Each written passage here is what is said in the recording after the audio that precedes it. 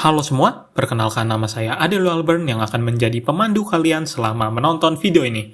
Sebelum kita maju lebih lanjut pada videonya, kita harus tahu terlebih dahulu definisi dari permasalahan utama yang ada di video ini, yakni cyberbullying.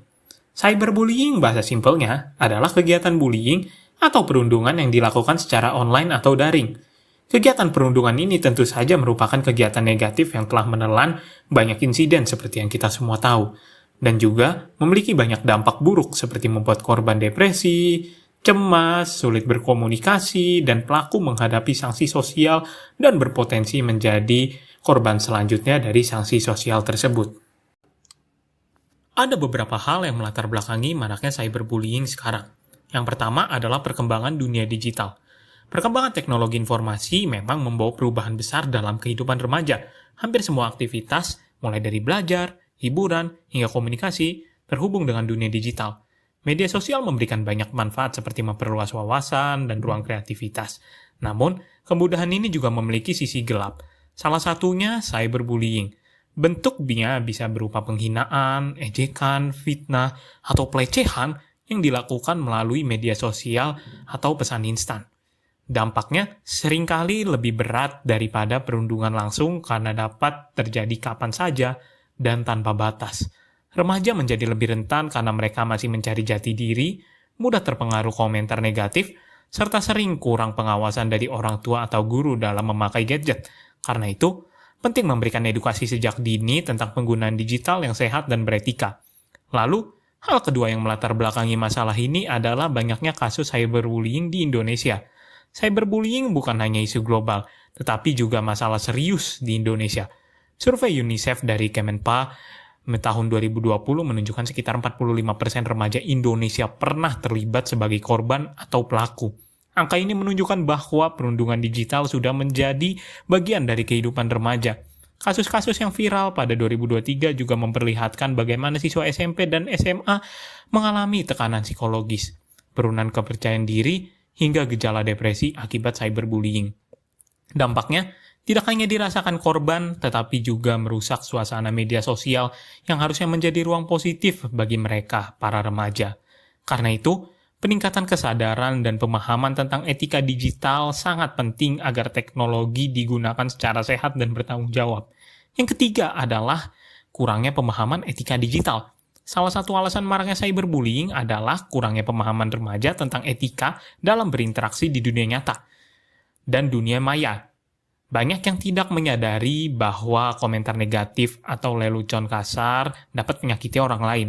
Rendahnya literasi digital juga membuat remaja sulit membedakan informasi benar, kritik sehat, dan ujaran kebencian.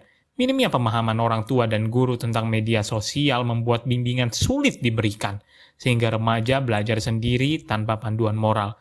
Untuk meningkatkan etika digital, diperlukan edukasi yang interaktif dan relevan, seperti seminar, video edukatif, atau diskusi kasus, agar nilai-nilai etika lebih mudah dipahami dan diterapkan dalam kehidupan sehari-hari.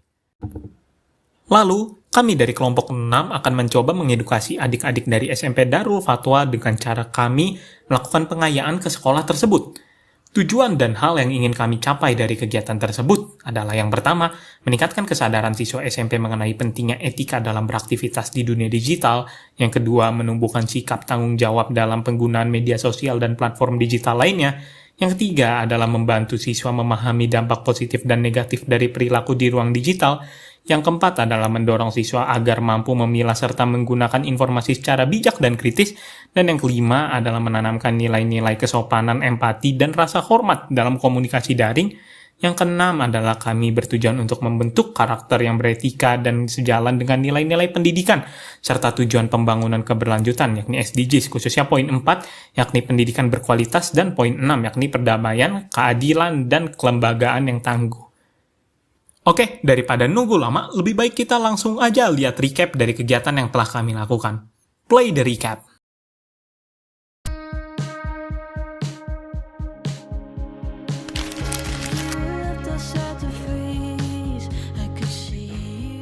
Sebagai realisasi dari tema yang kami dapat, kami mengunjungi SMP Darul Fatwa untuk memberikan pemaparan aksi nyata tentang gerakan anti-bullying.